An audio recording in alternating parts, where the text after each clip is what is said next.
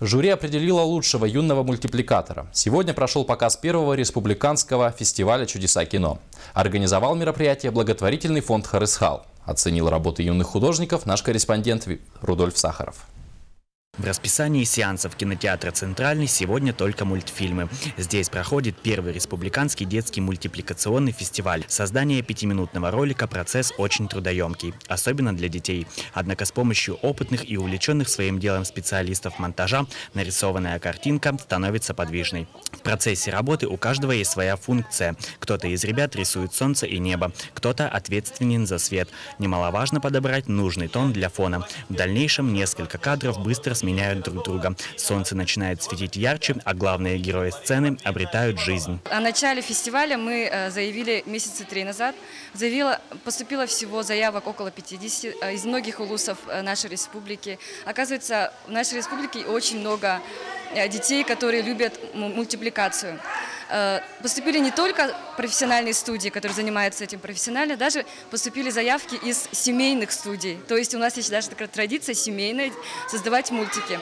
Главным условием конкурса является самостоятельность работы юных участников, то есть мультфильмы должны быть придуманы и сделаны детьми. Совсем юные участницы сестры Вика и Света ждут от конкурса только победы. Мама девочек признается, ее помощь в создании работы была минимальной. Вообще мы мультик делали для классного мероприятия.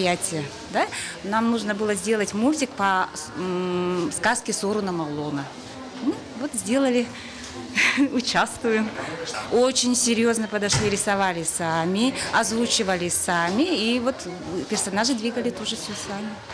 Что такую простенькую программку нашли, на планшете все это сделали самостоятельно. В показе фестиваля приняли участие 30 ребят из разных районов республики. Их мультфильмы были признаны лучшими. Мероприятие проводилось в 2 этапа.